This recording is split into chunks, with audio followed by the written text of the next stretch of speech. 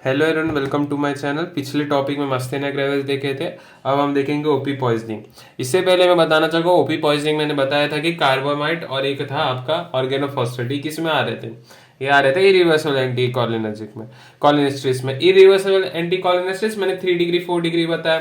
फिर बाद में मैंने बताया था, ये देखो मैंने इनडायरेक्टली एक्टिंग में बताया था रिवर्सिबल इरिवर्सिबल। रिवर्सिबल में 3 डिग्री 4 डिग्री अमीन, और इरिवर्सिबल कार्बामाइट और ऑर्गेनोफॉस्फेट। तो कार्बामाइट की बात करो तो इसमें आता है कार्बारेल, एल्डी कार्ब और प्रोपोक्सर। इसको कैप से याद रख सकता हूँ। ऑर्गेनोफॉस्फेट्स में क्या आता है? मेलाथियोनिन, पैराथियोनिन, क्लोरो पायरीफॉक्स और नव गैस टेबून, सेरिन और सोमन। तो ये सब ऑर्गेनोफॉस्फेट्स है, ठीक है। अब ऑर्गेनोफॉस्फेट्स में एक चीज तुमको बताना चाहूँ, क्या इरिवर्सिबल मतलब क्या है कि जब मैंने एक बार वो, मतलब रिवर्सिबल क्या है कि समझो कि एसीएच बढ़ा दिया तो उसको वापस से ठीक, मतलब रिवर्सिबल क्या है कि वापस से ओरिजिनल हो सकता है कि ठीक है, हाँ। पर रिवर्सिबल क्या है कि एक बार अगर वो बाइंड से अटैच हो गया तो वो उसको अफेक्ट करेगा। एंटी कॉलिनेस्ट्रेस मतलब समझ रहे हो ना, कि कॉलिनेस्ट्रेस का एक्टिविटी रोक देगा, मतलब ईसीएच का अमाउंट बढ़ा देगा। अपन कॉलिनेस्ट्रेस, अब कॉलिनेस्ट्रेस के ऐसे साइड पे बाइंड कर जाएगा कि वो वापस ठीक ही ना हो, तो उसको बोलते हैं इरिवर्सिबल। रिवर्सिबल क्या है कि एंटी कॉलिनेस्ट ठीक है, चल एक बार एसीएच बढ़ रहा है, फिर बाद में नॉर्मलाइज, मतलब रिवर्सल मतलब वापस ओरिजिनल भी हो जाएगी, कॉलिनेस्ट्रेस काम भी करने लगे, एंटी कॉलिनेस्ट्रेस यूज ना हो, ठीक है। जैसे तुम ये जानो कि आपका कॉलिनेस्ट्रेस एंजाइम है, इसमें दो साइड्स होते हैं, एक होता है एस्टरिक साइड और एक होता है एनाइनिक साइड, ठीक है, इंपॉर्टेंट है। तो एस्टरिक साइड्स और एनाइनिक साइड्स में बात करो तो एसीटेट प्लस प्रोलीन सबसे पहले एसीएच आएगा, एसीएच को तोड़ने का काम करता है। तुमको ये याद रखना है, यहाँ पे मैंने लिखा है रेड से, स्टेरिक साइड क्या करते हैं? एसीएच का हाइड्रोलिसिस। हाइड्रोलिसिस मतलब पानी डाल के तोड़ देना, है ना, पानी का यूज करके आप जो भी आपका सामने वाला कंपाउंड उसको तोड़ना, वाटर लाइसिस बोलते हैं ना, H2O हाइड्रोलाइसिस। अब बाइंडिंग ऑफ एसीएच, तो बेसिकली क्या हो रहा है कि समझो, एक बात बताता हूँ, जैसे कि समझो कि एसीएच है, एसीएच यहाँ पे बाइंड किया, यहाँ पे ऐसा बैठ गया, और फिर बाद में यहाँ से वाटर का यूज करके यहाँ से कट हो गया, मतलब इसके बॉन्ड को तोड़ दिया, तो एसीटेट प्लस कोलिन, ठीक है। तो ये एसीएच, तो ये मैंने बेसिक बताया। अब दो चीजें, कार्बामेट और ऑर्गेनोफॉस्फेट। तो कार्बामेट कैसे काम करता है? कार्बामेट दोनों को इनहिबिट करता है, स्ट्रिक को भी, एमोनिक एनाइनिक को भी। और ओपी जो होता है, डेट इज आपका ऑर्गेनोफॉस्फेट, ये सिर्फ एस्टेरिक को करता है। इंपॉर्टेंट एक एमसीक्यूज की तरह आ सकता है कि आपका ऑर्गेनोफॉस्फेट जो है कौन से साइड पे बाइंड करता है? तो एस्टेरिक साइड पे बाइंड करता है। और यूट्रोफोनियम टैक्रीन जो बेसिकली आप बोलोगे कि रिवर्सल में आता है, पर वो एनानिक साइड को इनहिबिट करते हैं, ठीक है। तो इसका नो यूज, तुमको ये दो पता होना चाहिए, ठीक है। तो ये समझ आए। पहले मैंने बताया कि एंजाइम का स्ट्रक्चर का, asterisk side, anionic side. Asterisk side पे आपका ऑर्गेनोफॉस्फेट, ये इंपॉर्टेंट है ऑर्गेनोफॉस्फेट के रिलेटेड, क्योंकि ओपी पॉइजनिंग में बता रहा हूँ तो वो ज्यादा आता है, तो उसके रिलेटेड मैंने बताया। तो वो आता है आपका एस्टेरिक साइड पे अटैच होता है, कार्बामेट दोनों साइड पे अटैच होता है। अब आते हैं बहुत main topic, OP poisoning. OP poisoning most dangerous है, क्योंकि ओपी पॉइजनिंग मोस्ट डेंजरस क्योंकि जो आपका ओपी है, मतलब जो ऑर्गेनोफॉस्फेट्स है, और highly lipid soluble drugs. Highly lipid soluble drugs मतलब कि आपके स्किन से वो एब्जॉर्ब हो सकते हैं, इतना लिपिड सॉल्युबल है। आपके क्लोथ में अगर ओपी, मतलब आपका ऑर्गेनोफॉस्फेट्स है, तो वहां से वो एब्जॉर्ब हो सकता है, ठीक है। मैं आगे बताऊंगा, कुछ प्रिकॉशंस भी होते हैं इसमें।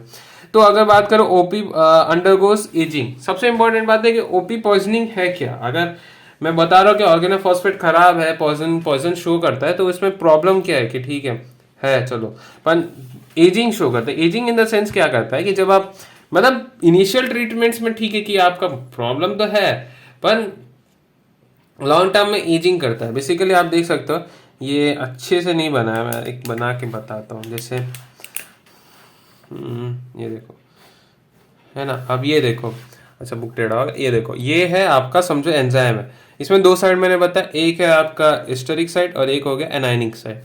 अब जैसे ही आप में मैंने बताया कि जो ये फॉस्फेट है, इसके 3 बॉन्ड्स ओ से होंगे, ऑर्गेनोफॉस्फेट मैंने नाम बताया, ठीक है।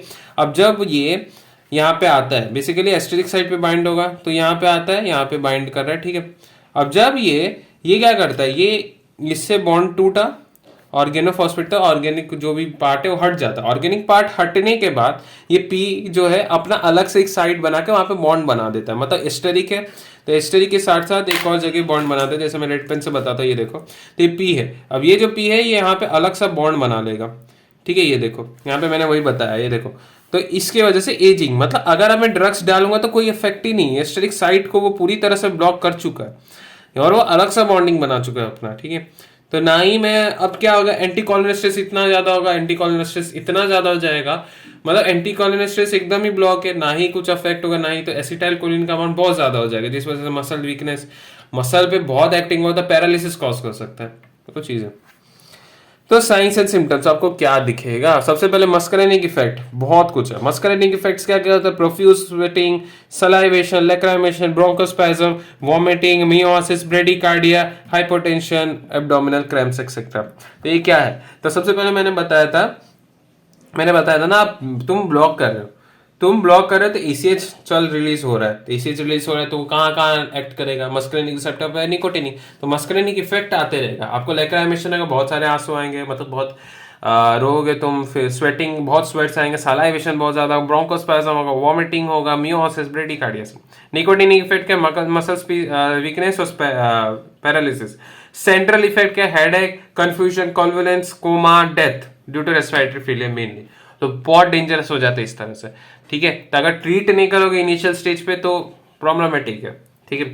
अब अगर मैं बात करूं डायग्नोसिस की, एक डायग्नोसिस की बात करें तो हिस्ट्री ऑफ एक्सपोजर, तुमको कब हुआ इसका एक्सपोजर, मतलब आपको, मतलब कब से सिम्टम्स आ रहे हैं वो पूछ सकते हो, या फिर ये ओपी जो ऑर्गेनोफॉस्फेट है कब एक्सपोजर। अब ऐसा तो नहीं कि डे टू डे लाइफ में नहीं होता है, कुछ अगर काम में हो या कुछ वर्किंग प्लेस है कि जहाँ पे ऑर्गेनोफॉस्फेट का यूज हो रहा है, जैसे मेलाथियोनिन का हो रहा है, मेलाथियोनिन आपका इंसेक्टिसाइड से, तो मेलाथियोनिन का अगर यूज हो रहा है, फार्मर्स वगैरह यूज करें इंसेक्टिसाइड्स का, तो अगर वो उससे एक्सपोज हो, स्प्रे उनके ऊपर भी पड़ा, उनके क्लोथ पे, फिर वहां से वो डायरेक्टली एब्जॉर्ब हो, क्योंकि बहुत एब्जॉर्ब हो सकता है, ठीक है।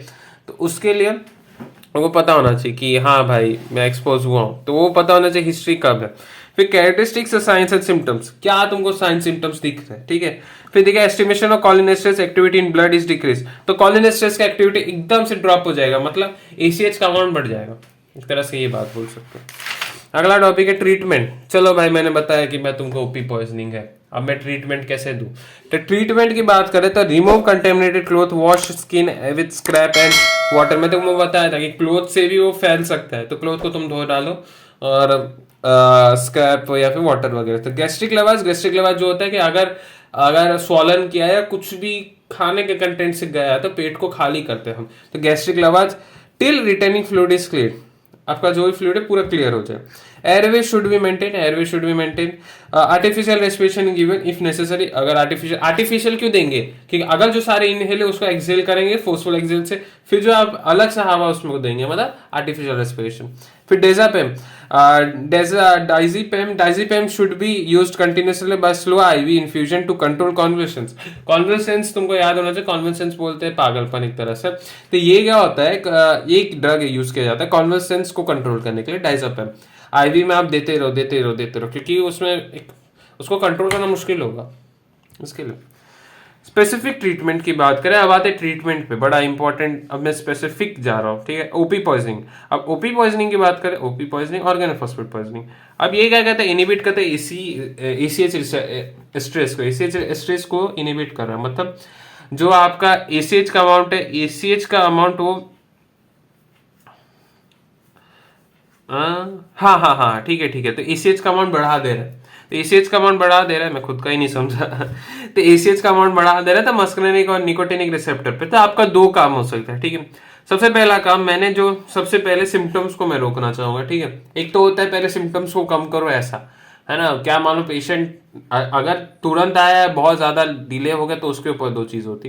तो मैंने सिम्टम्स को रोकने के लिए मस्कुलिनिक और निकोटिनिक है उसको मैंने इनिबिट किया, तो सिम्टम्स कंट्रोल होंगे। सेकेंड और मोस्ट इंपॉर्टेंट है कि मैंने एसिटाइलकोलिन एस्ट्रेस का अमाउंट ही बढ़ा दिया। कहाँ से, मैं शायद एक इंटेक ले रहा हूँ, कहीं से खा रहा हूँ एसिटाइलकोलिन एस्ट्रेस को कि एसीएच को तोड़ दे तो एसीएच कम हो जाए। तो दो ट्रीटमेंट है, या तो सिम्टम्स कम करो, या तो एसिटाइलकोलिन एस्ट्रेस को दो जो एसीएच को कम करे। एसीएच बहुत ज्यादा अमाउंट में हमारे बॉडी में, या तो उसका इफेक्ट को कम कर दो या उसको ही खत्म कर दो। समझ आ रहा है ना।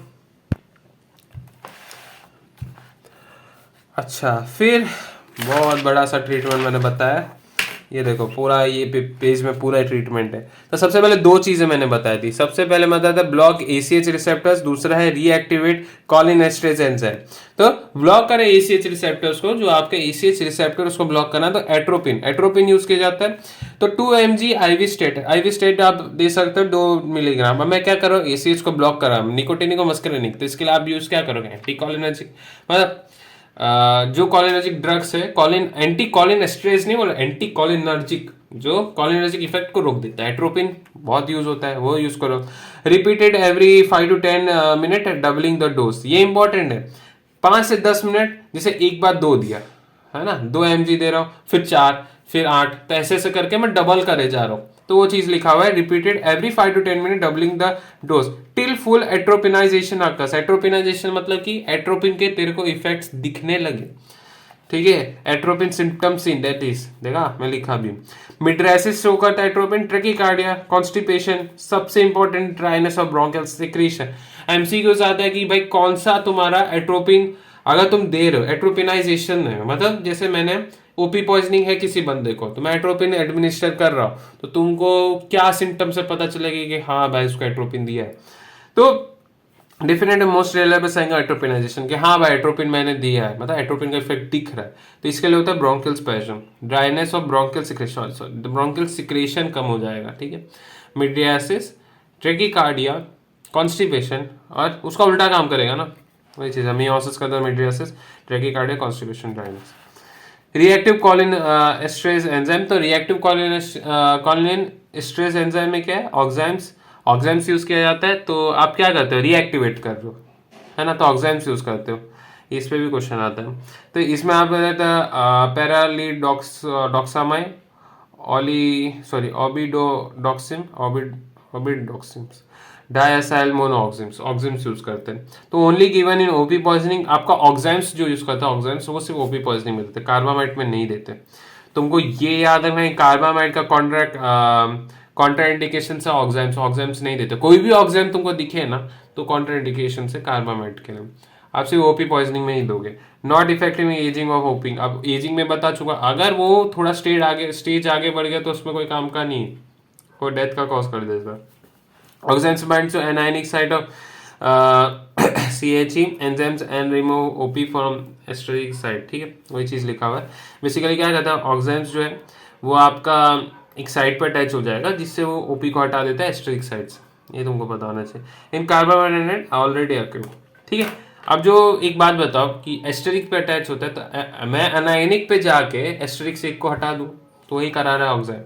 और कार्बामेट में क्या, दोनों ब्लॉक है, तो कुछ नहीं कर सकते, तो कोई मतलब भी नहीं। ऑक्साइड फर्दर वर्जन सिम्टम्स, ठीक है। अच्छा, तो टॉपिक हो चुका है, समझ आ रहा है सब, तो सही बढ़िया है। वैसे कंप्लीट हो तो ओपी पॉइजनिंग। अच्छा लगे वीडियो तो लाइक से तो शेयर करना। वैसे कुछ भी डाउट हो तो कमेंट सेक्शन में लिख सकते हो। Thank you.